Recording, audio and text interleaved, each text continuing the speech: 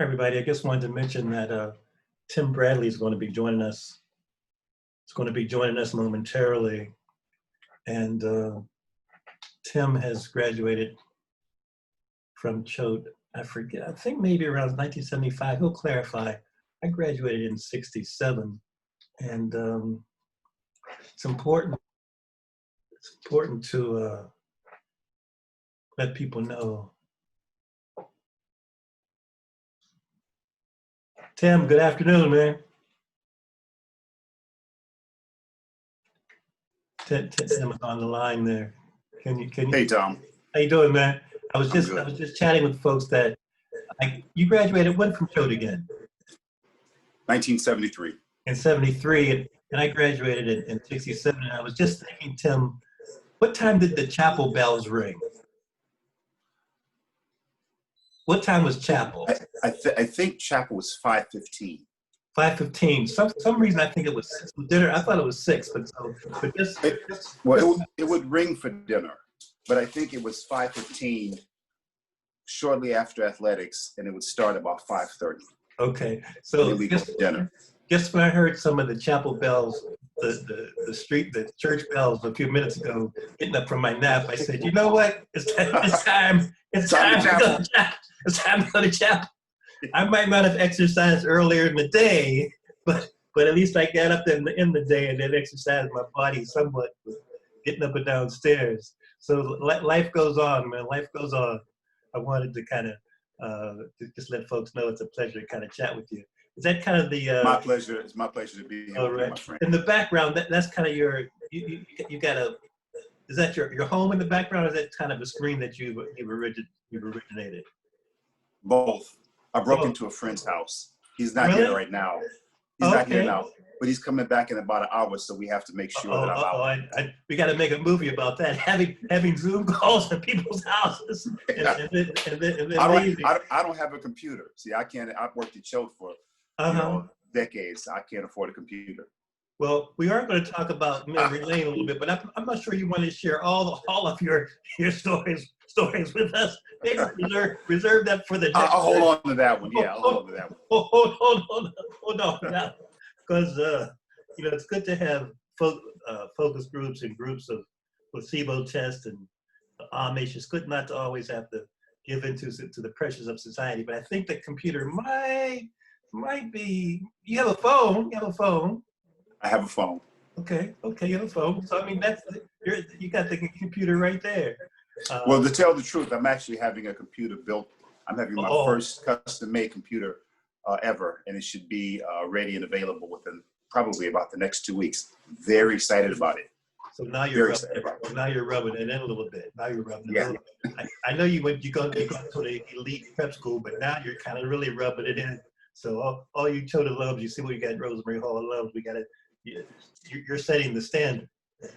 I'm not sure if you had a chance to hear some of my previous conversations with Byron. I absolutely did. I thoroughly enjoyed them. So, have you connected with Relisa? I believe. I think I've extended. By the way, we've been recording since we've been chatting, but I extended an invitation to her. What's today? Tuesday? Maybe last Thursday. Fantastic. I'll follow up to see about her. She mentioned her sister also. Yes. She was at Rosemary Hall when you were at Choate. Yes. And so let's jump in, and let me say that if you listen to my conversations with Byron and with Paul, you may have heard that I've referenced your name once or twice. I heard, yeah. And in the context of that, I thought it was better for us to do this one-on-one, because if you had been, on your rate, you have your exclusive next 40 minutes to yourself, so that you don't have to compete with them and vice versa. Let me just say that I did use you as a foil, kind of an editorial license. Use me anytime. No, that's any way you want. Okay, watch what you pray for. Watch what you pray for. Let's talk a little bit about because you were, in terms of after graduation from Choate, but you worked there for 3 decades.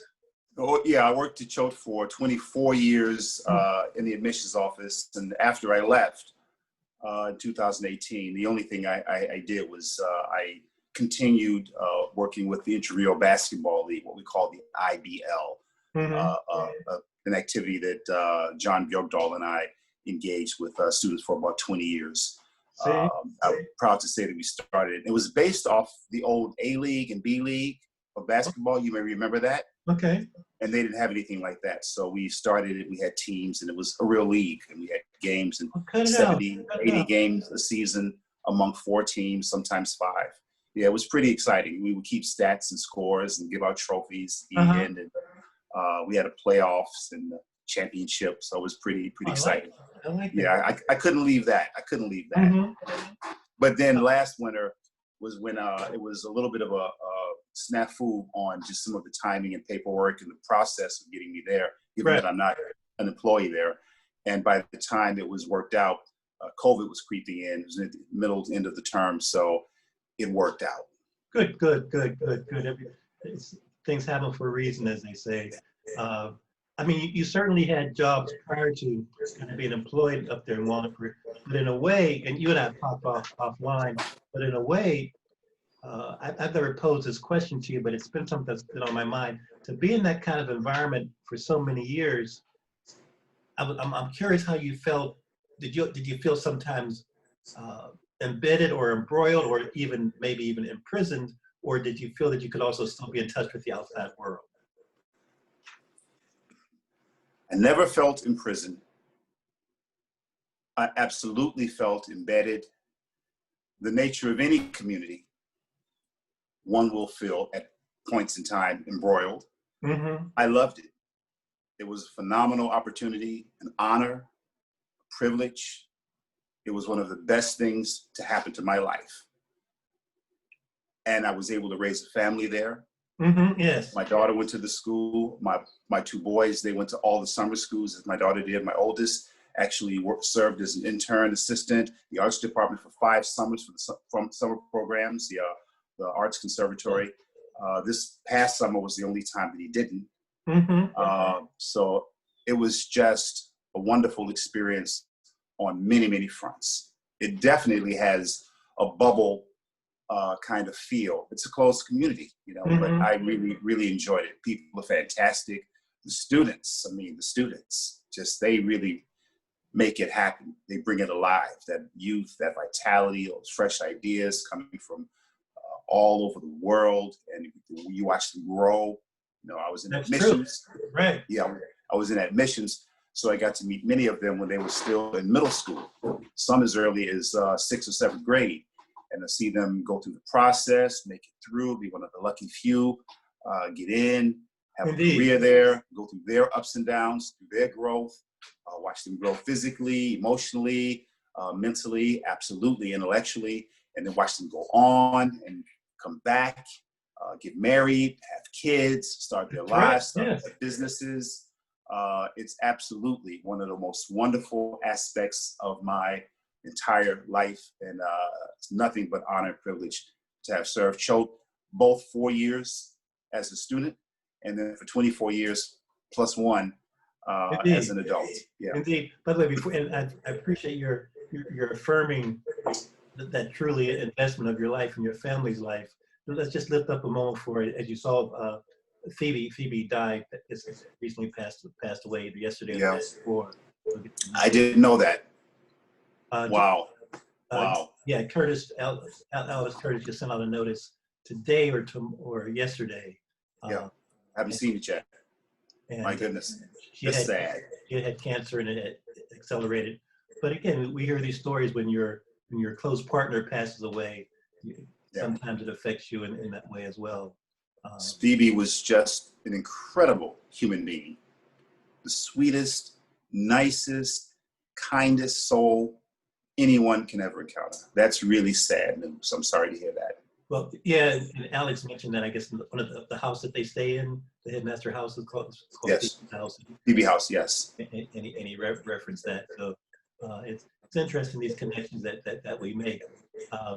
Let's jump into this thing called, because again, when you reference that you're seeing the students maturate, and also they're meeting the families. And I mean, 20, 30 years have just seen, there's so much written about the Black upper class, the Black lower class, the Spanish upper class, Spanish lower class. You've met families across the spectrum, and Yes, that's true. and you've read personal information about them that really very few people have access to. Whether people say the lies or the truths on their applications or not, you still have to make that discernment.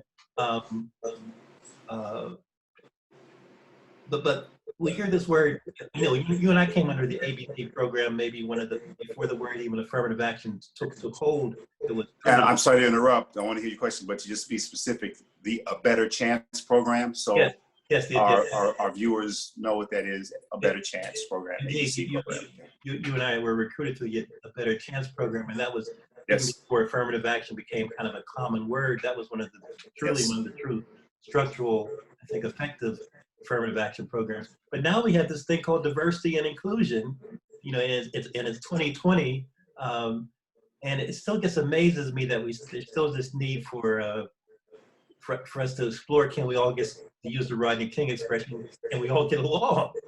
Yeah, yeah, absolutely. What's your take on that, separate from, I mean, certainly reflect on your Tilt Rosemary Hall experience, but but when you were there, were you allowed to read newspapers? I mean, were you just confined in solitary confinement, or were you able to kind of know about the outside world? So you know that things were going on in the outside world other than Wallingford for the last 24 years. But Absolutely. Well, just me. I'm going to keep abreast of current events wherever I am, if there's any way possible. So Chode has really come a long way in that way. Technology, obviously, the world has really impacted how people have access to and the ability to perceive different ideas from across different spectrums. And Chode is, I think, has been a leader in that, at least since I've been there, because they've been a leader in technology, just what they've allowed, what they've pursued, what they've provided for the students and faculty. So, no, I never felt I was isolated or unable to pursue anything. It was always there. And Chode brought in a lot of speakers, a lot of activists and just academics and politicians to speak to the whole school. That's right. As they did when we were there. I remember meeting Charles Evers, the brother of civil rights leader Medgar Evers, at Chode, because they brought him in 1969 to speak to the school.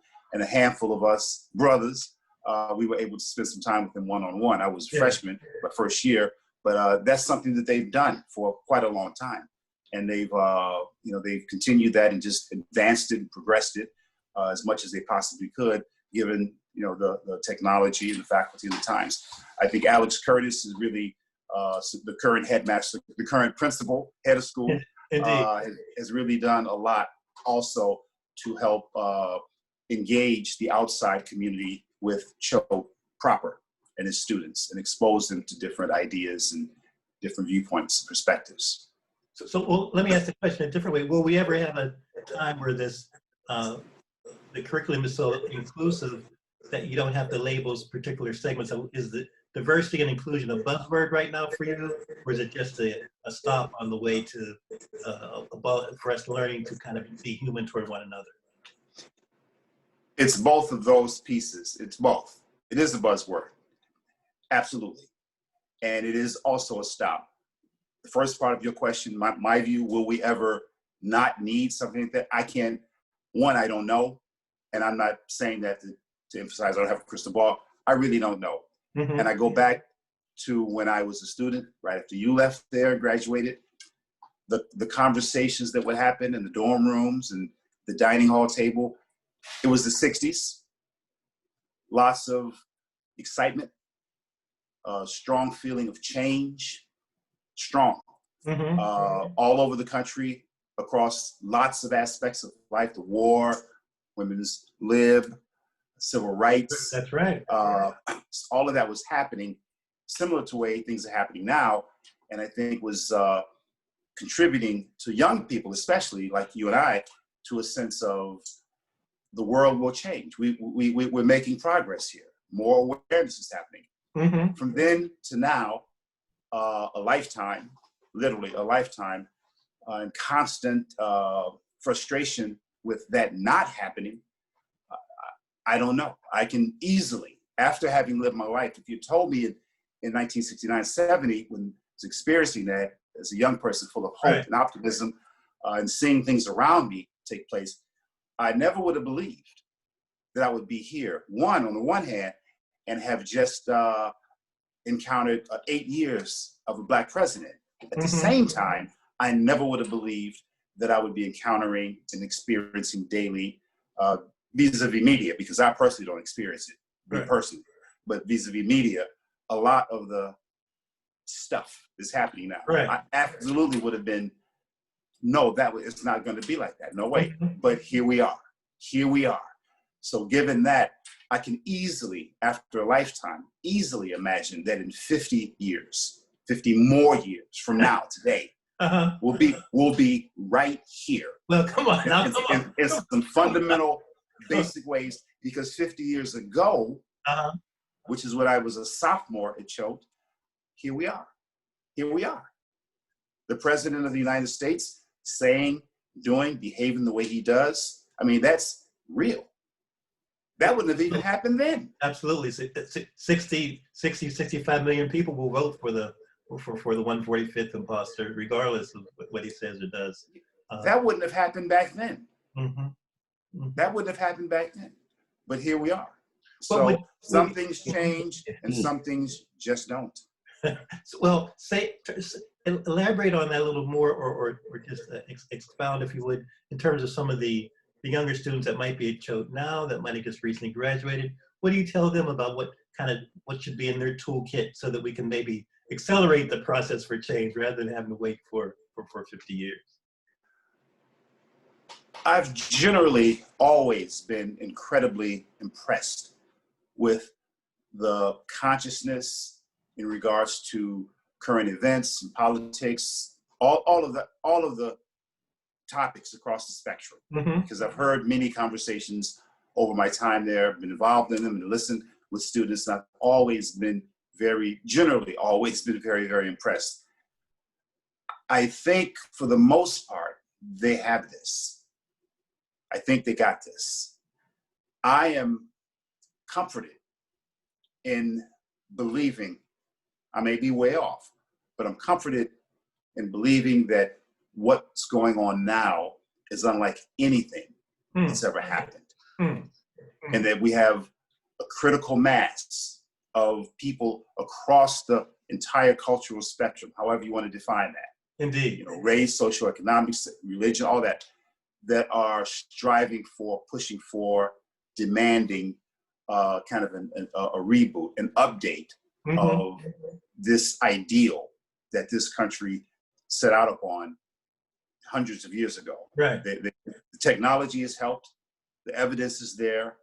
At the same time, there's almost what seems to be, as you just pointed out, the number of voters, a pushback, an equally strong momentum to maintain a status quo that has been in place since the founding of this country, which is, the upholding of white supremacy.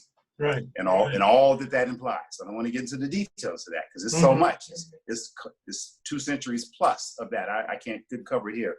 But there's a movement to maintain that. But there's a stronger movement right now, I think, among the citizenry, not just the politicians. Yes.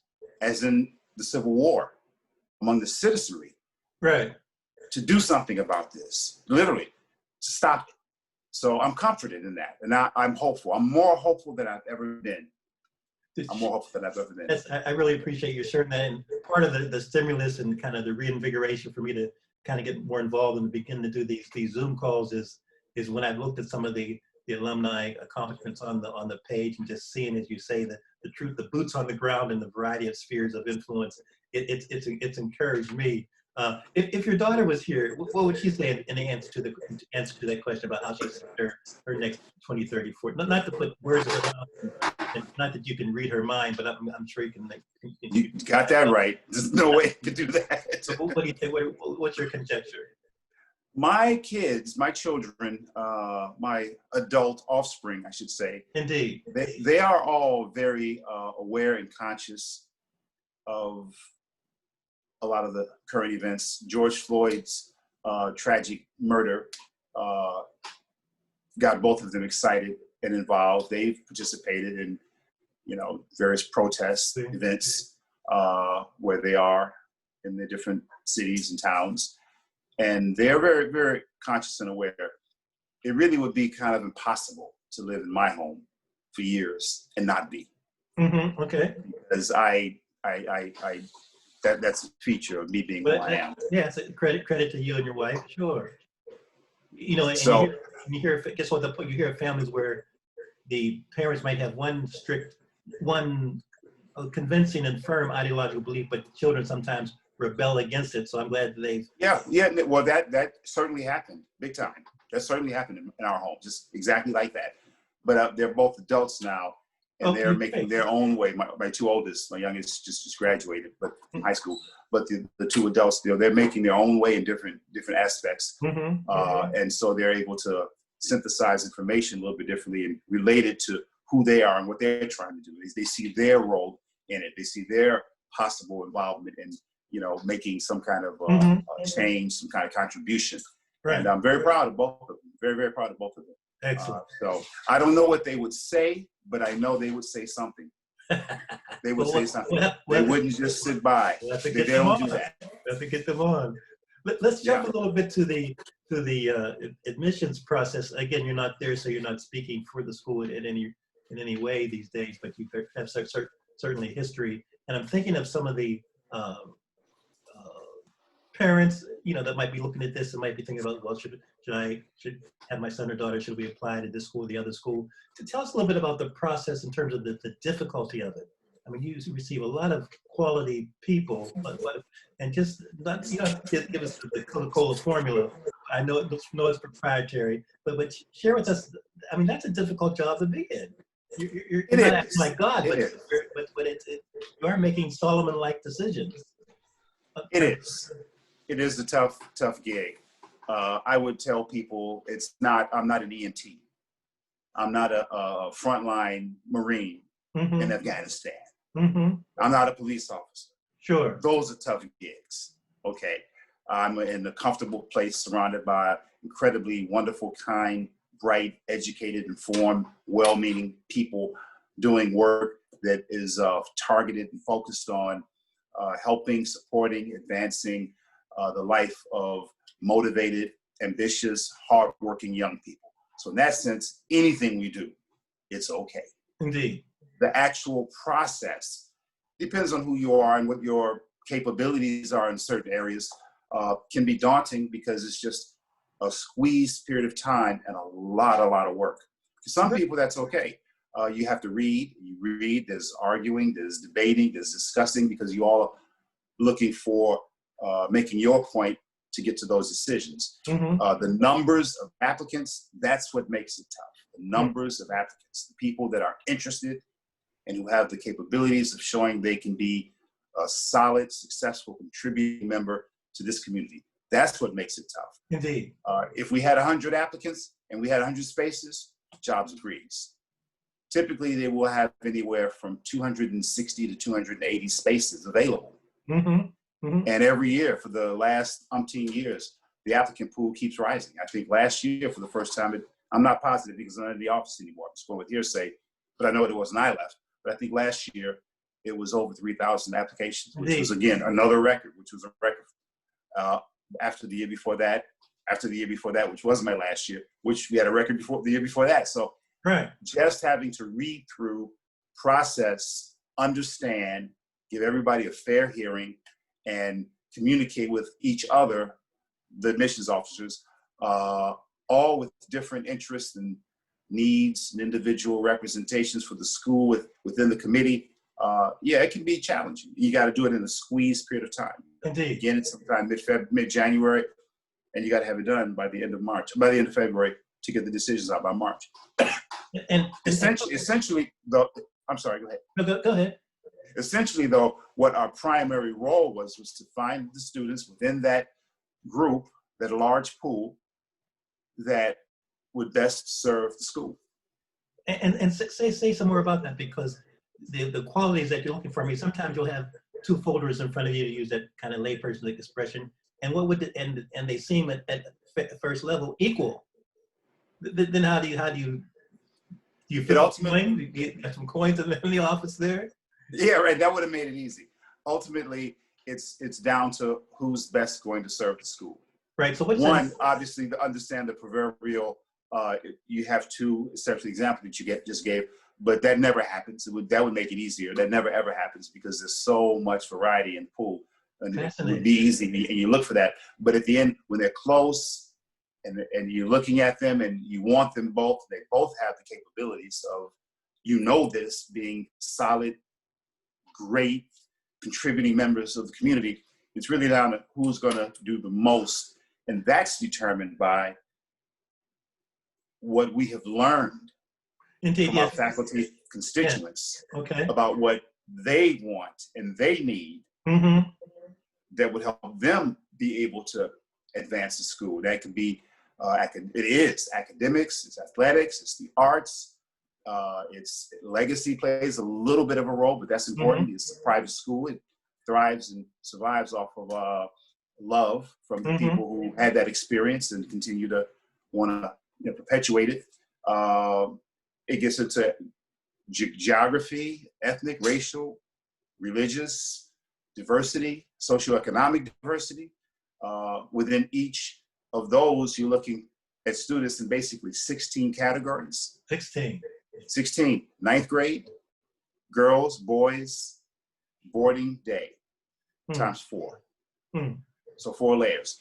So you could have a student that's really spectacular in one of those you want in another box, but they're not going in the other box because they happen to be a 10th grade boarding girl. So that's all she's competing within that, and et cetera, et cetera, et cetera. So it really, you're just trying to divide that up and make sure at the end that you have your academic departments satisfied, you have your athletic department satisfied, you have your arts department satisfied, you have all these departments satisfied. You know that they have the new arts center there. Paul Mellon. That's a big deal. So we have to have the students who can come to that place and give to it and make it more.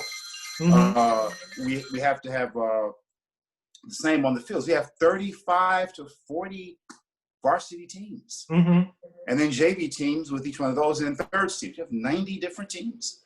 So you have to have the students who can come in and do that and show almost 100-year rivalry with Deerfield. So we got to win. We want to bring glory to the school, pride to the community. So you have to have students that can come in and help contribute to that effort. And everywhere, we know at the Landfill Center, so science, math. The Kohler. Yeah, exactly. So then we have that's the Landfill Center, which is math and science. Then you have the Kohler Center, which is with environmental and so it's so much. You have to have students that have experience and desire to contribute to all of those unbelievable facilities and opportunities, and they have the faculty want to work. So we find out from the faculty, well, what do you want? Coaches, what do you need? Well, I'll use a really good example. One of my favorite people over there, Coach Spinato, LJ Spinato. He's my missions colleague for many, many years.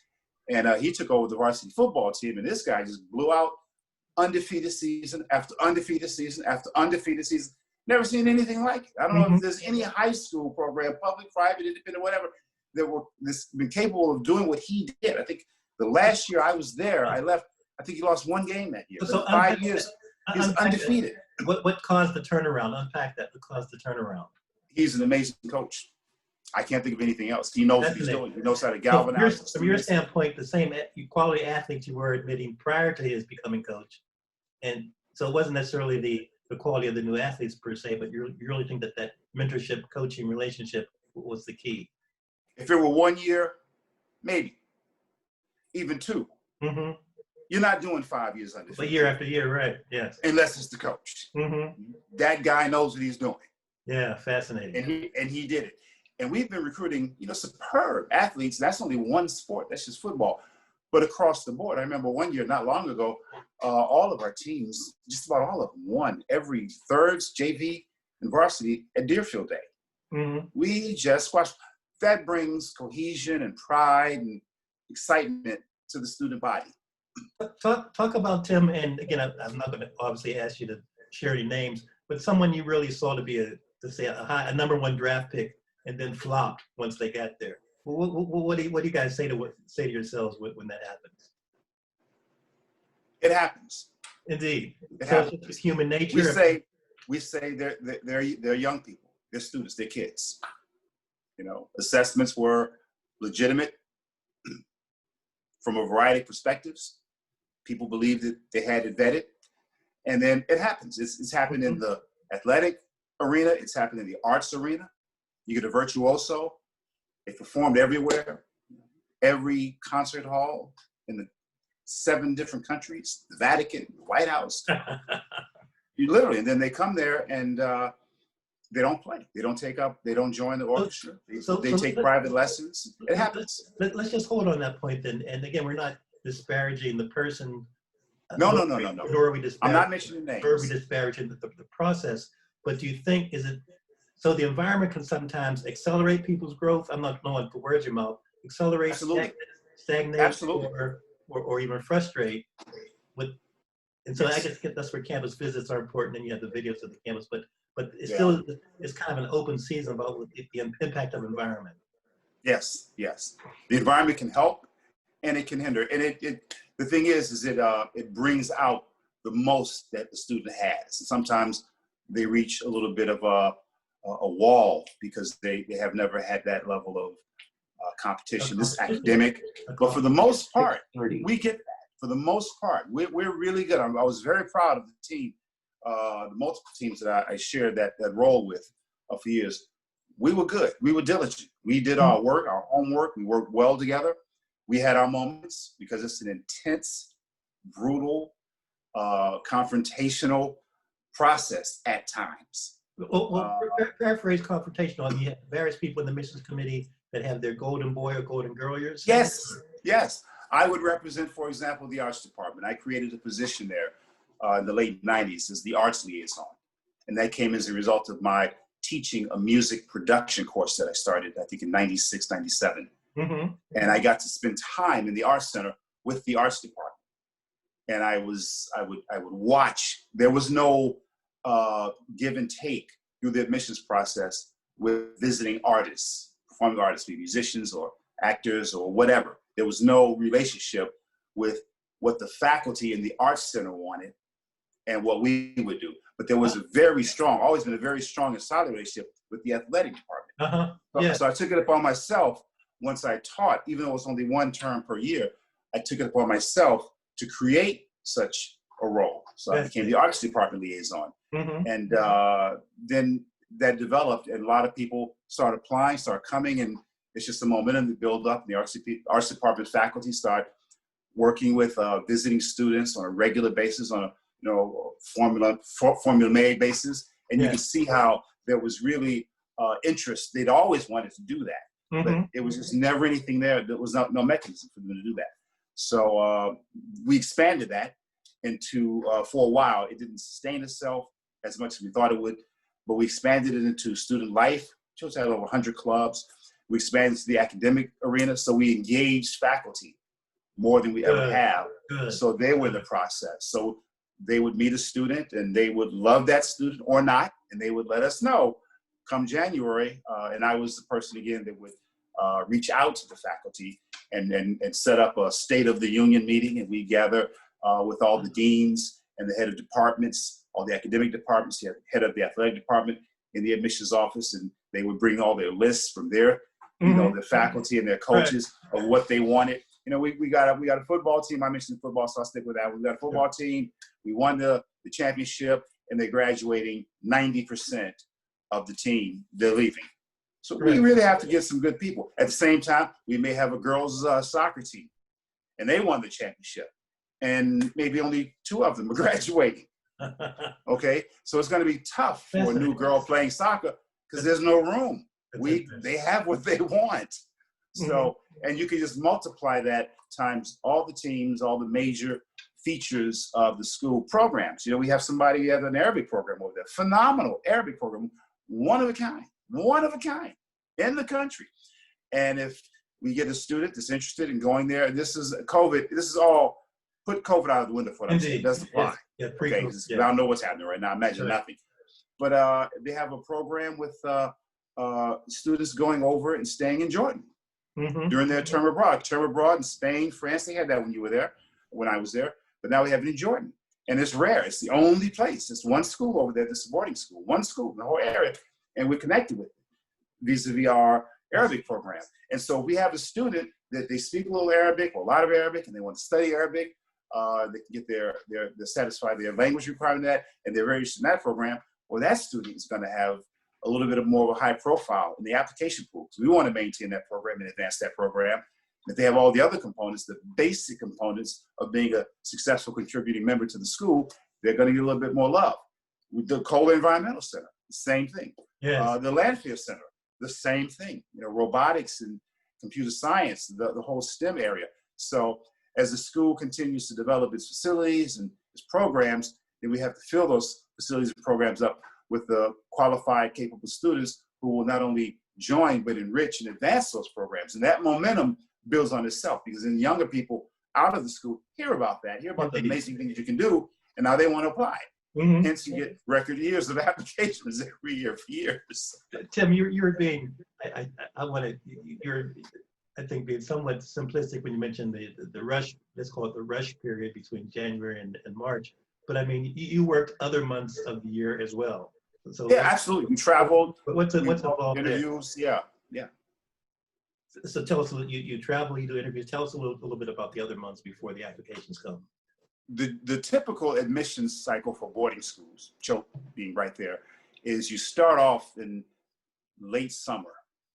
You know, you've laid out your plan from the previous end of spring, early summer. You start out and you do interviews, September, October, November, December, a little bit of January. So people come and visit. The admissions officers, we had 9, 10, 11 during my times there.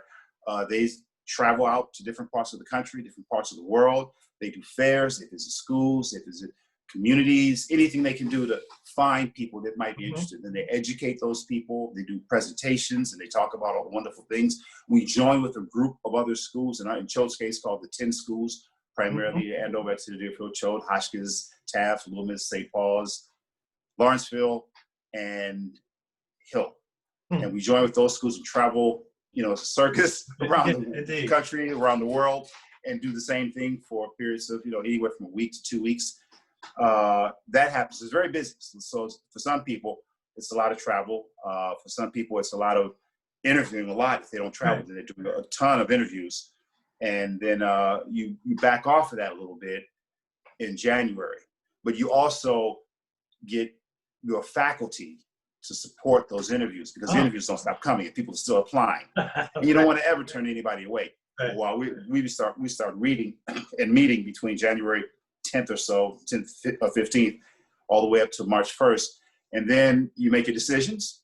And there's basically one of 3 decisions. You accept it, you're waitlisted, or you're denied. We turn all of our energy and focus into the accepted students, all of them, because we want them.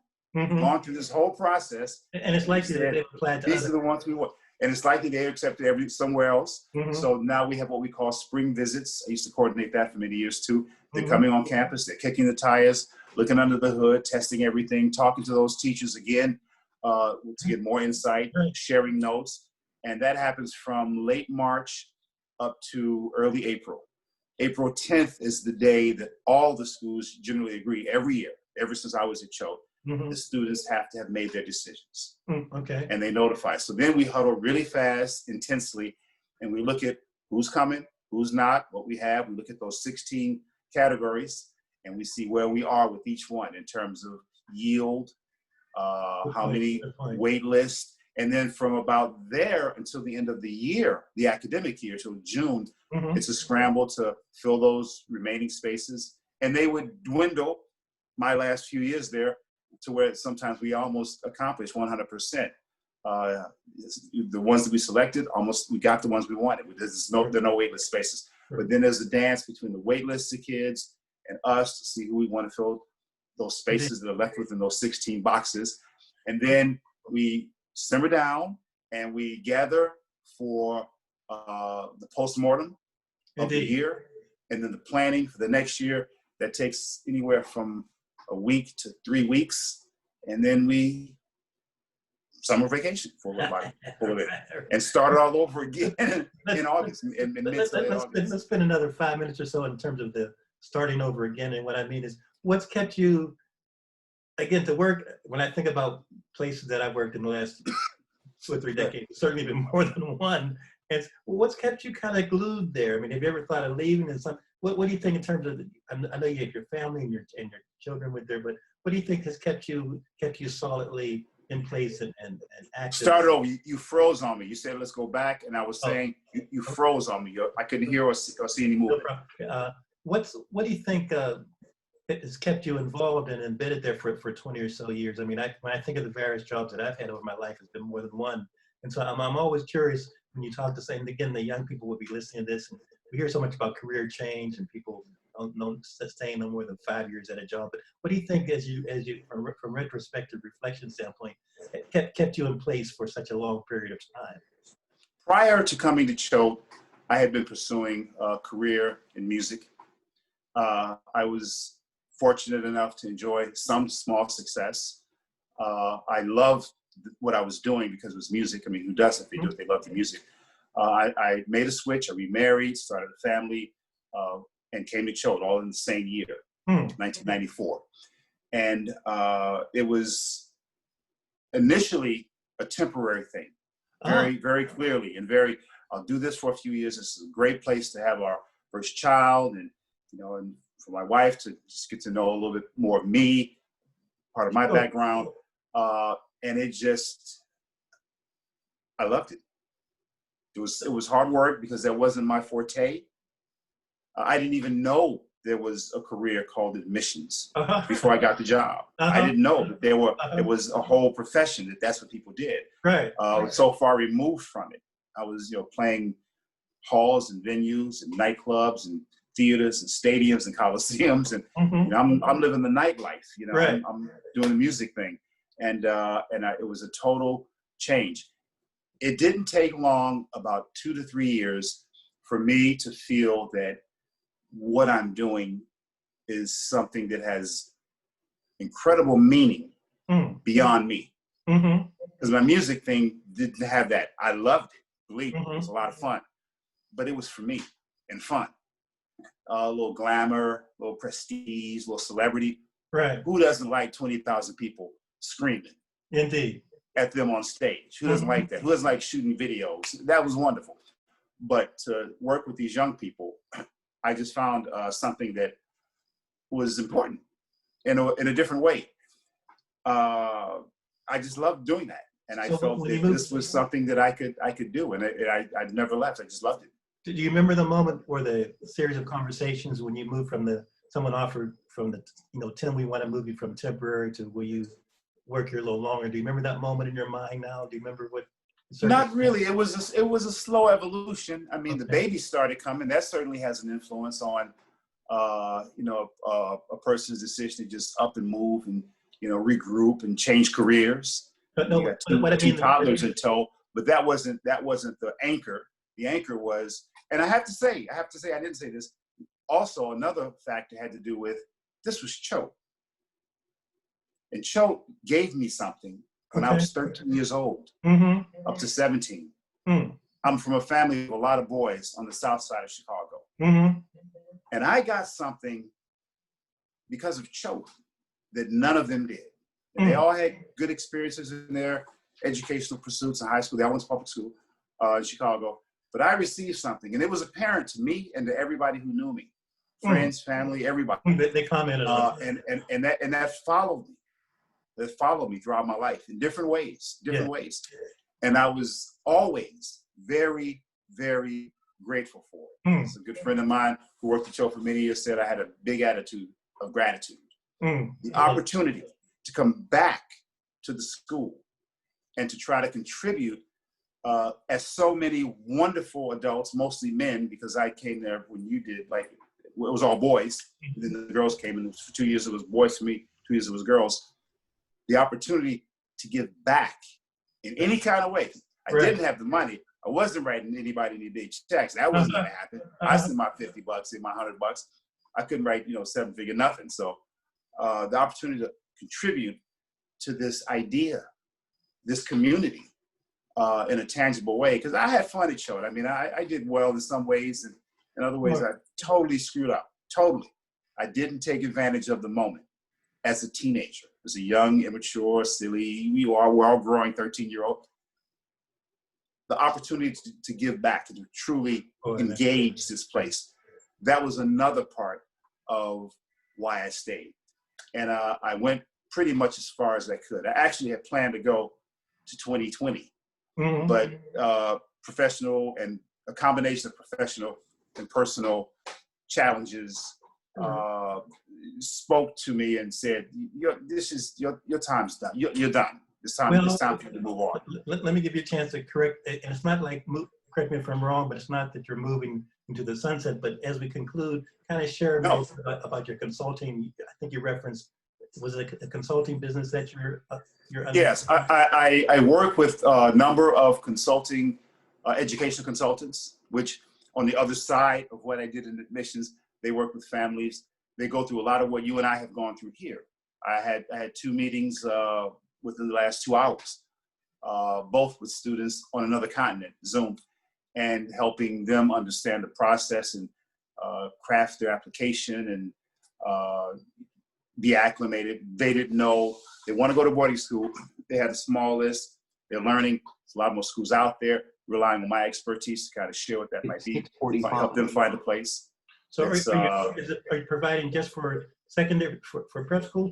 Yes, I don't do most people that do the education consulting do college. Right. Huge number. I just do secondary schools. Fascinating. Most do just college or both.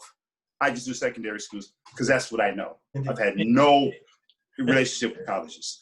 And if folks want to kind of follow up and be in touch with you and might want to use your services in that regard, what's the best way for them to be in touch with you? Well, I work with companies that they bring me the clients. Okay. I kind of contract with a few different companies, and I just got a client this week, and for one of them, and I just started working with them this cycle. So hopefully that'll evolve into something. I'm working with them more regularly, and they give me more clients.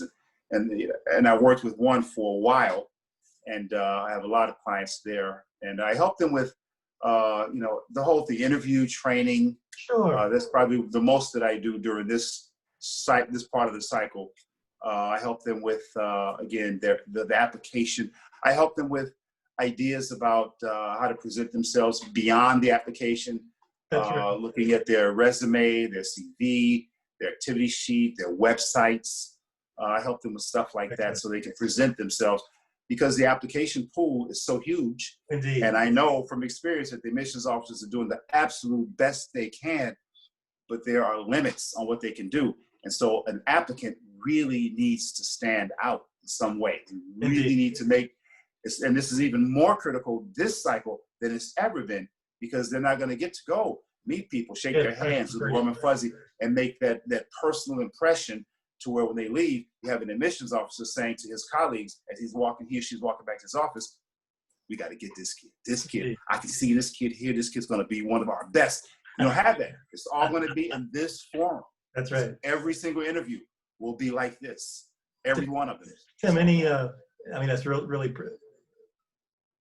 insightful what you've just mentioned. Any last words for students or alums or parents in terms of the secondary school experience and even in terms of life? And any kind of last words you'd like to share? Boarding school, which is what I've learned and spent most of my time doing the past couple of decades, is a great opportunity for everybody involved. Students, particularly students who would more likely be viewing this particular stream than not, take advantage of being there. It's a great place. Has its problems. We all know this. This is America. This is the world. It's life. 2020. That's the given. But there are just incredible adults, incredible students, incredible facilities, opportunities. It's beautiful. It looks good. And this is across the board for boarding schools. That's what my experience is, but that's a good deal. Take advantage of it. For the young people who are there, don't sit down and don't take anything. Work. Stand up. Let your voice be heard. We're in a new era here. Let's keep it going. For those of you who are old enough to vote, get out, protest, walk, march, write, call the political people. So much going on. Influence as much as you can for the changes that you want. I have a friend, she and I, we often talk about just life philosophy, and both of us have kind of adopted one that's similar. There's a saying, people use it all the time: Lord, forgive me, help me accept the things that I cannot change. And you know what I'm talking about. Yes, we do it with help me understand the things that help me change the things that I cannot accept. Mm-hmm. Mm-hmm. And that's kind of a new idea Yeah. for me. It's not something that I've had for a long time, but I've kind of gotten there. Help me change the things that I cannot accept. And I forgot what the other one is. That's why I flubbed it, because I forgot what it is. No problem. Because I haven't been there in a long time. Yes. And that's what I encourage these young people to do. Yes. The recent alum, the ones at the school, the ones anywhere younger than us, the ones older than us. Ask for help to change the things you can't accept. If you can't accept it, work at it. Don't accept it because you can't change it. Change it. Indeed. Tim, thank you so much. And again, we're gonna get Byron and Paul and you on at the same time. But I wanted to give you your equal slot before we have the food fight over Zoom. And we'll work that out. Tim, thank you so much, man. Thank you so much. It was my pleasure, and I have to say one more thing. Sure. I love the work you have been doing. I've loved it since I first came. I had to interview with you. I had to interview with 17 people when I got the job to work at Choate. You were one of them. And one of my colleagues in the admissions office drove me, I think it was the director, Andrew Wooden, drove me to New Haven, dropped me off with you, and you interviewed me, we talked, we got to know each other. That's when we met. Never forget that. And I followed you, and you were running your newspaper, Ficklin Media newspaper, community newspaper, which was phenomenal. I got it every chance I could. And I've admired, respected, and loved your commitment to just information, activism, community, social justice. And I really, really admire and love and respect what you do. I applaud you from the bottom of my heart. Keep it up. You're a role model. Thank you. Man. Thank you. I'm going in for my hip replacement in 2 weeks. So wish me well so I can get back. Absolutely, brother. Absolutely. Prayers for you. Prayers for you. Absolutely. Yeah, thank you for that encouragement. Yes. Yeah. Well, you've been encouraging me and so many others in so many ways for so many, many years, and I'm just happy that your presence is that important and so helpful. So just keep it up. You're going to do well in hip replacement. Many people praying on your behalf for success with that, and just keep doing what you're doing, my brother. Keep doing what you're doing.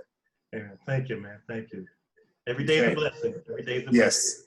Yes. Yes. Thanks so much. Again, like that background, maybe borrow that house a little bit for it. Well, Yeah. home student. But talk to you soon, man. We're going to make it happen. Yes, absolutely. Yes. Talk to you soon. Take care.